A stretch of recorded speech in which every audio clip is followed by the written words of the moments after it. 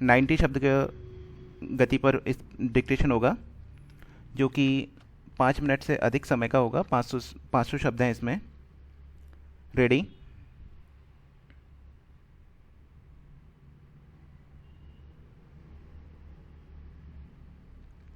अध्यक्ष महोदय, जब श्री नरसिंह राव ने प्रधानमंत्री का पदभार संभाला था तो राष्ट्रपति के आदेश से वे विश्वास का प्रस्ताव लेकर यहाँ आए थे और भारतीय जनता पार्टी ने उस समय भी उस विश्वास के प्रस्ताव के खिलाफ मत दिया था। यह अविश्वास का प्रस्ताव कोई कर्मकांड नहीं है। पिछले कुछ दिनों में देश में ऐसी घटनाएं हुई हैं। 6 दिसंबर के बाद 6 दिसंबर को और 6 दिसंबर के पहले, जिनके कारण हमारा देश एक बार फिर अपनी तकदीर के तिराहे पर आकर खड़ा हो गया है। 6 दिसंबर को अयोध्या में जो कुछ हुआ उससे हम दुखी हैं। हमने प्रधानमंत्री जी को जो वचन दिया था उस वचन का पालन करने का वहाँ पूरा प्रयत्न हुआ, मगर उस वचन का पालन नहीं किया जा सका। भारतीय जनता पार्टी, राष्ट्रीय स्वयंसेवक और विश्व हिंदू परिषद के चोटी के नेता वहाँ कार सेवकों को रोकने की कोशिश करते रहे। वीडियो टेप्स इसके साक्षी हैं। उस समय अनेक पत्रकार वहाँ उपस्थित थे। पिटने वाले जो पत्रकार पिटे हैं, जिनके कैमरे तोड़े गए हैं, उनसे हमने माफ़ी मांगी है।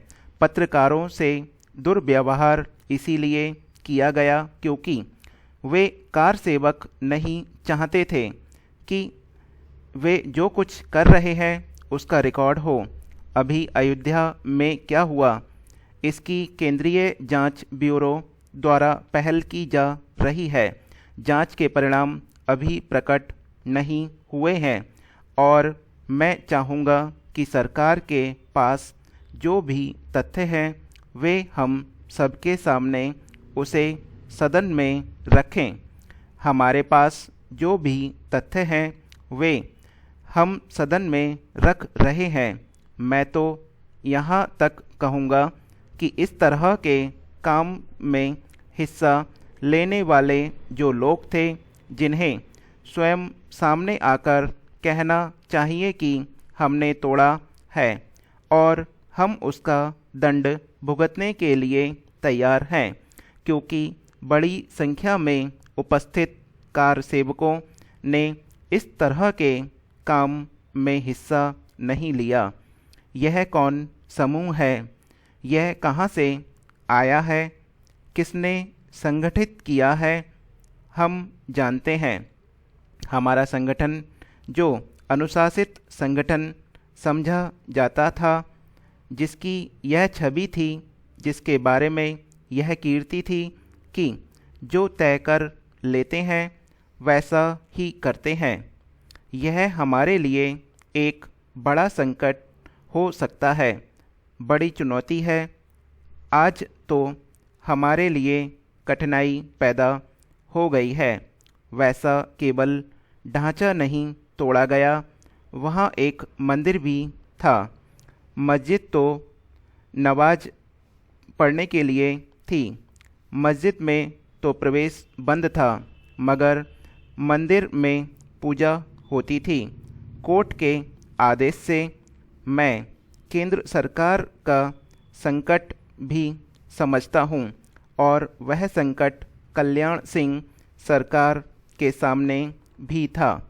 फिर भी हमें भरोसा था, इसीलिए हम कहते हैं कि अगर प्रधानमंत्री जी के भरोसे को ठेस पहुंची है तो हमें भी ठेस पहुंची है। कल्याण सिंह जी ने इस्तीफ़ा दे दिया। आडवाणी जी ने इस्तीफ़ा दे दिया।